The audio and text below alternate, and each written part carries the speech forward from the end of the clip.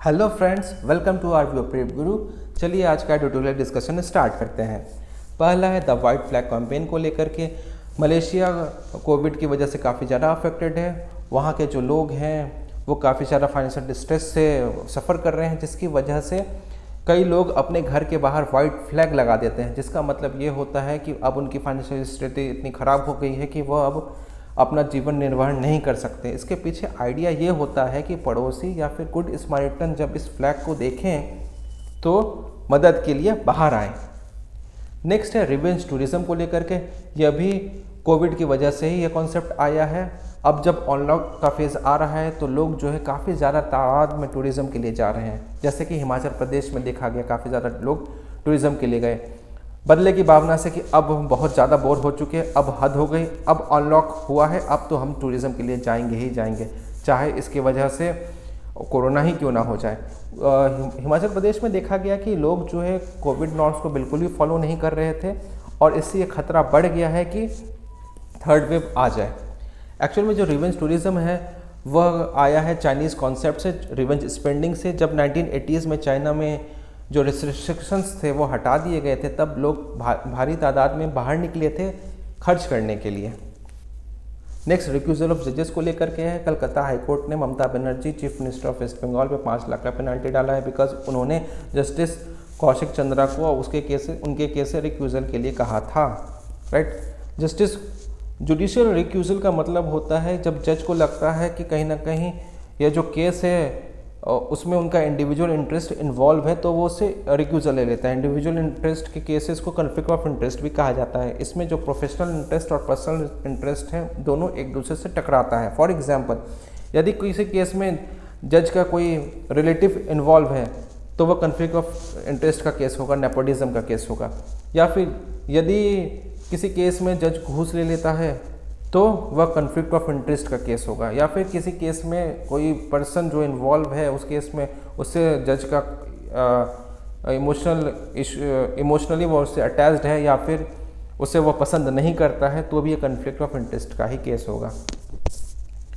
Judicial recusal के लिए कोई डायरेक्ट नियम कानून नहीं है। सुप्रीम कोर्ट का तो जजमेंट भी आया है जिसमें यह कहा था 2015 में कि यदि कोई जज रिक्यूजल लेते हैं तो उसके अगेंस्ट किसी भी तरीके की कोई इंक्वायरी नहीं की जा सकती है। सोचने वाली बात यह है कि यदि कॉन्फ्लिक्ट ऑफ इंटरेस्ट जज का इन्वॉल्व हो और जज रिक्यूजल ना ले तो, राइट। मेंस क्वेश्चन भी इसी पे बनता है। Conflict of interest in judiciary is more discretion of a जज कमेंट। नेक्स्ट है वायलेंस अगेंस्ट वुमेन को लेकर के। हाल ही में यूएन ने एक रिपोर्ट जारी किया है जिसमें यह बताया है कि कोविड टाइम्स में जो वायलेंस है वुमेन के अगेंस्ट वो एशिया और पैसिफिक में काफ़ी ज़्यादा बढ़ गया है। इसके जो मुख्य वैरायटीज़ हैं वो ये रहे कि कारण जो है वो ये थे कि इंटीमेट पार्टनर वायलेंस बढ़ा है और डिजिटल वायलेंस बढ़ा है, क्योंकि ये लॉकडाउन के समय में लोग घर ही पर हैं, मर्द वगैरह घर ही पर हैं, तो वो वुमेन पर एट्रोसिटीज़ करते हैं। डिजिटल वायलेंस बढ़ा है because womens are now more online, जिसकी वजह से cyber crime, cyber bullying, cyber blackmailing बढ़ गए हैं। और लॉकडाउन के समय में वुमेन पर काम का बोझ भी बढ़ गया है, यानी कि अनपेड केयर वर्क उन्हें करना पड़ रहा है। रिकमेंडेशंस जो इन्होंने दिए हैं कुछ इस तरीके से हैं कि वुमेन हेल्थ सर्विसेज को एसेंशियल कैटेगरी में डाल देना चाहिए, शेल्टर कैपेसिटी को बढ़ाना चाहिए। जैसे कि बहुत सारे बिल्डिंग्स का इस्तेमाल अभी नहीं किया जा रहा है लॉकडाउन के समय में। स्कूल्स हुए अभी भी बंद है, बहुत सारे गवर्नमेंट बिल्डिंग्स बंद है, प्राइवेट बिल्डिंग्स खाली पड़े हैं, तो उन्हें शेल्टर होम के रूप में इस्तेमाल किया जाना चाहिए। और डोमेस्टिक वायलेंस से रिलेटेड जो स्टिग्मा इन्वॉल्व है उसको भी ख़त्म करने के लिए सरकार को इनिशिएटिव चलाना चाहिए, अवेयरनेस ड्राइव चलाना चाहिए। इनोवेटिव मेथड्स का इस्तेमाल किया जा सकता है। सरकार चाहे तो सिविल सोसाइटी से पार्टनरशिप कर सकती है, इंटरनेशनल ऑर्गेनाइजेशन से पार्टनरशिप कर सकती है। जैसे कि न्यूज़ में भी था कि कुछ स्मार्टन्स बनाए गए थे दिल्ली में, यदि उन्हें आसपास कहीं पे भी कोई वायलेंस जैसा कुछ सुनने को या देखने को मिलता है तो वो बिना डर के उस पुलिस को इन्फॉर्म कर सकती है। जैसे कि कुछ इनिशिएटिव्स इस प्रकार से हैं: stand up against violence mobile app, then Red Dot initiative, और यूपी पुलिस का जो हॉटलाइन बनाया गया था जो कि मेनली फीमेल ऑफिसर्स ही ऑपरेट करते हैं। नेक्स्ट है ड्राफ्ट सिनेमेटोग्राफ बिल को लेकर के। इस पर डिस्कशन पहले भी हो चुका है। हाल ही में जो standing committee on information technology है उसने जो सुपर सेंसरशिप क्लॉज हैं उसके against ministry of information broadcasting को अपना डिसकंटेंट दर्ज कराया है। ये जो बिल है it will amend cinematographic act of 1952। इसके प्रोविजंस को देख लेते हैं। इसमें रिवीजन और सर्टिफिकेट का कॉन्सेप्ट ऐड किया गया है जो काफ़ी कंट्रोवर्शियल बन गया है कि यदि किसी फिल्म को सर्टिफिकेट मिल गया है तो central board of film certification चाहे तो उस सर्टिफिकेट को वापस लेकर के उसको बदलाव कर सकती है, रिव्यू कर सकती है या फिर उसको कैंसिल कर सकती है। एज बेस्ड सर्टिफिकेशन को इंट्रोड्यूस किया गया, बदलाव किया गया। पहले यूए और ए कैटेगरी था, अब UA7+, UA13+, UA16+, ये जो डेवलप कंट्रीज़ का जो एज बेस्ड क्राइटेरिया है उसको अडॉप्ट किया गया है। पायरेसी के अगेंस्ट भी इसमें प्रोविजंस डाले गए हैं। Right now violation of intellectual property will be punishable offence और इटर्नल सर्टिफिकेशन इसमें डाला गया है। पहले यदि बात करें सिनेमेटोग्राफिक एक्ट की तो वो काफ़ी आउटडेटेड है। उसमें जो एज बेस्ड सर्टिफिकेशन है वो आउटडेटेड है। उसमें प्राइवेसी के रिलेटेड कोई प्रोविजंस नहीं थे और सर्टिफिकेशन जो एक बार मिल गया वो 5-10 साल कुछ साल के लिए ही वैलिड होता था, इटर्नल सर्टिफिकेशन नहीं था। बट न्यू बिल के साथ जो कंसर्न्स है वो ये है, पहला यदि सर्टिफिकेशन को लेकर के फॉर एग्जांपल यदि कोई एक्सटर्नल प्रेशर आया, राइट, कोई फिल्म जो है थिएटर में आ गई और फिर किसी तबके को पसंद नहीं आया तो वो सरकार को प्रेशर बना सकती है कि इसका सर्टिफिकेशन को कैंसिल किया जाए और सरकार वोट बैंक के चलते उसे कैंसिल कर सकती है, जिसकी वजह से गवर्नमेंट का जो सेंसरशिप है वो काफ़ी ज़्यादा बढ़ जाएगा। सुप्रीम कोर्ट के व्यू के अगेंस्ट भी है ये। सुप्रीम कोर्ट का कहना है कि यदि एक बार सर्टिफिकेट मिल गया तो उसको रिव्यू नहीं किया जा सकता। गवर्नमेंट ने लेकिन क्लैरिफिकेशन दिया है कि आर्टिकल 19(2) के तहत जो रीजनेबल रिस्ट्रिक्शंस के प्रावधान है उसी को ध्यान में रखते हुए इसे बनाया गया है।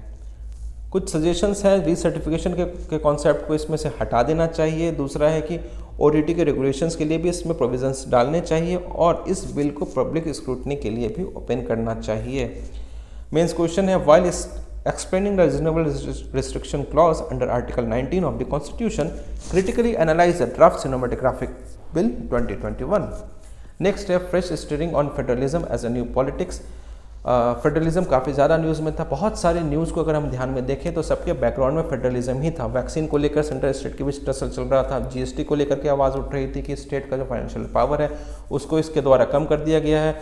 फिर वेस्ट बंगाल चीफ सेक्रेटरी भी न्यूज़ में थे और लक्षद्वीप एडमिनिस्ट्रेशन जो कि यूनियन गवर्नमेंट के अंदर आता है उसके अगेंस्ट वहाँ के लोग खड़े हो गए। और हाल ही में तमिलनाडु गवर्नमेंट ने जो सेंट्रल गवर्नमेंट का जो रेफरेंस होता था, पहले सेंट्रल गवर्नमेंट जो बोलते थे उसको चेंज करके यूनियन गवर्नमेंट कर दिया है। फेडरलिज्म के बारे में जो बेसिक्स है वो लक्ष्मीकांत में आप देख सकते हैं। इसके जो चैलेंजेस है वो कुछ इस प्रकार हैं कि फेडरलिज्म को अक्सर एंटी नेशनलिज्म कहा जाता है। जैसे कि आज के समय में जो ट्रेंडिंग वर्ड्स है, one nation one market, one nation one ration card, one nation one grid, ये कहीं ना कहीं यूनिटरी स्टेट को दिखाता है। ये कहीं ना कहीं यूनियन स्टेट को ज़्यादा प्रमोट करता है और फेडरलिज्म को वीक करता है। फेडरलिज्म को रीजनलिज्म से जोड़ा जाता है, जबकि रीजनलिज्म वैसा कोई गलत कॉन्सेप्ट नहीं है और इसे डेवलपमेंट के अगेंस्ट, नेशन के अगेंस्ट माना जाता है। ये फेडरलिज्म फुल फ्लेज्ड अप्लाई नहीं हो पाता है अक्सर, और इस तरीके के जो कंट्रोवर्सी हो रही है उसका मुख्य कारण ये है कि स्टेट्स के बीच जो है कंसेंसस नहीं है।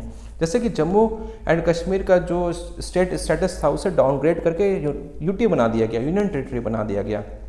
हाल ही में एक नोटिफिकेशन जारी की गई दिल्ली गवर्नमेंट के against national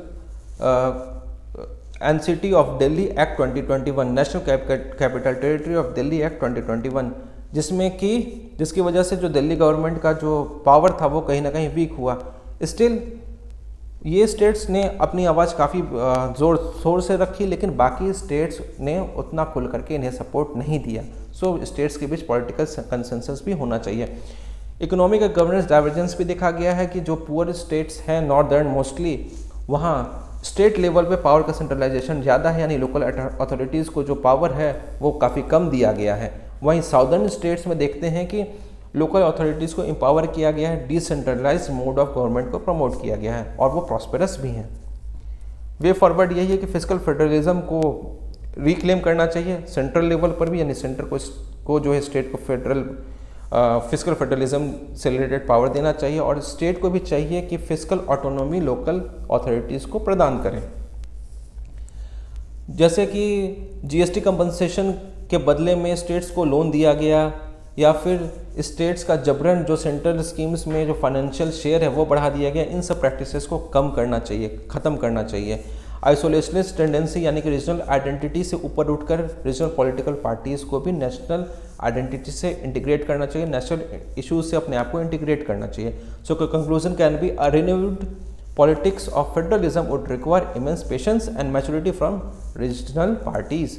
Mains question: What do you mean by federalism? Discuss the challenges in implementing federal principles in their true spirit. Next UAPA act को लेकर के कहा जाता है ऊपा एक्ट को टाडा और पोटा की तरह ही हटा देना चाहिए। हाल ही में न्यूज़ में था कि फादर स्तन स्वामी का डेथ हो गया जेल में because of ignorance of his health issues. इस इशू को डिस्क्रिमिनेटरी माना जा रहा है कि जहां जो मेन एक्यूज वरावर राव थे उस केस में उन्हें निकाल दिया गया और इन्हें सिर्फ इस वजह से छोड़ दिया गया कि वो उसके कांटेक्ट में थे, राइट। इस पर भी सवाल उठता है कि क्या किसी को बेल मिलना ना मिलना जज के इंडिविजुअल मोरालिटी पर डिपेंड करता है, यानी जज टू जज डिपेंड करता है। एक जज ने वरावर राव को दे दिया, एक जज ने नहीं दिया स्तन स्वामी को, राइट। चार्ज अगेंस्ट ऊपा जो है कहीं ना कहीं आर्टिकल 19(2) के जो रीजनल रिस्ट्रिक्शंस है, जो क्राइटेरिया है उसको एक्सीड करता है, क्योंकि इसमें जो बेल मिलना है वो काफ़ी मुश्किल होता है और